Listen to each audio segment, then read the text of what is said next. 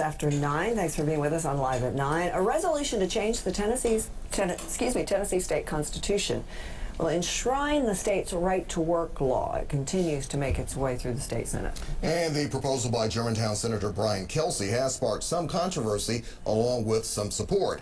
Here to discuss the impact that it could have on the constitutional amendment and have on Memphis and its companies and their workers, employment attorney Alan Crone. Alan, welcome back to Live at Night. Good to have you here. Good morning. Great to be here. So why is this change even needed, just right out of the gate? Well, it really isn't a change.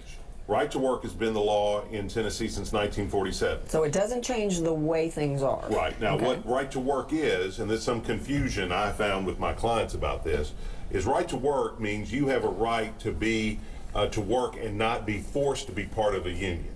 Okay. As opposed to employment at will, which means anybody can be fired at any time for any reason except for an illegal reason.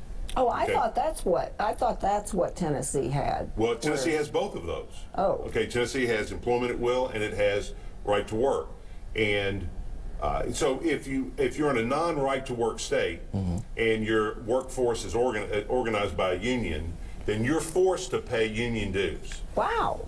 But in Tennessee and other right to work states, you're not forced to pay the union dues. Okay. Joining the union is voluntary. Okay. Now, you're still covered by certain aspects of the collective bargaining agreement, but you may not be covered by benefits that the union provides, such as maybe free legal counsel or pensions or other things. But you have that choice. But does this alter what came out back in 1947, or does this It doesn't change the law. It just, as you said in the intro, it enshrines it in the Constitution.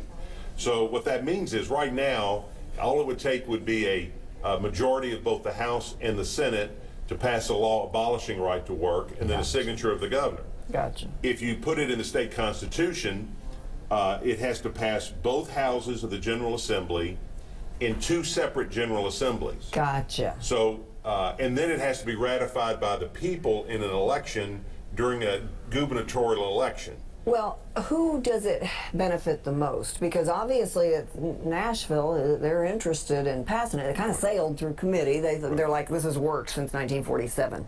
Does it work more for the employer or for the employee in general? It really depends on who you talk to.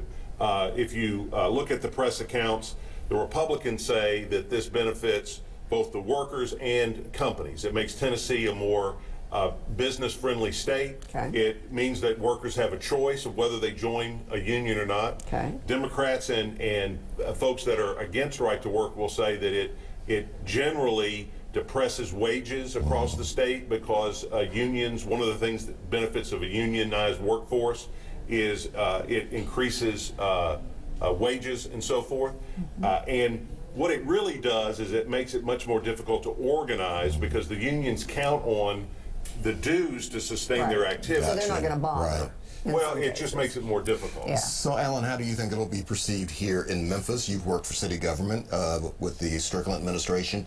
And what about Memphis companies? How do you think we will fare locally with this? Well, as I say, I don't think it changes the law. I think the impact of this might be 20, 30 years from now if the Democrats ever took over the state House again.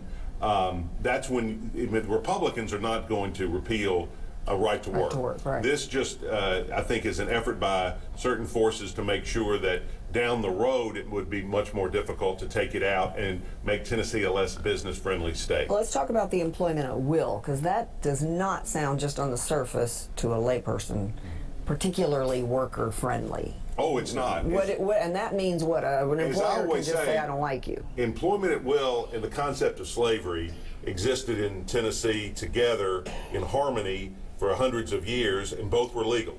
And I always say, think lords and serfs. That's where employment at will comes from. It comes from medieval England.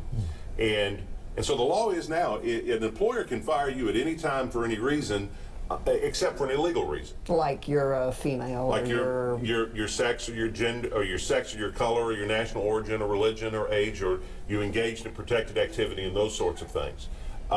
And you know, that really is, that's something I see in my practice every day. People come to me, particularly executives who come to me, who say, well, this isn't fair.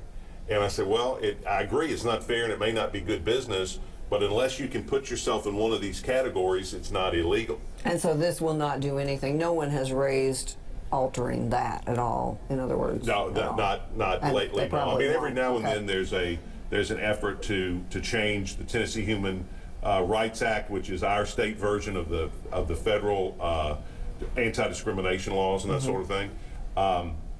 But right now that hasn't happened. And I think one of the things that even pro-labor folks would say is that trying to go to a for-cause legal standard would then make the courts, like super human resource agencies. I mean, everybody who gets Gotcha. fired would try Yeah. to go to court, and Yeah, that's just that's not really not workable. workable. Yeah. Helen Crone, thank you very much for being here. All right, my pleasure. Thank Good you to for see clearing it up for us. Sure. I hope so.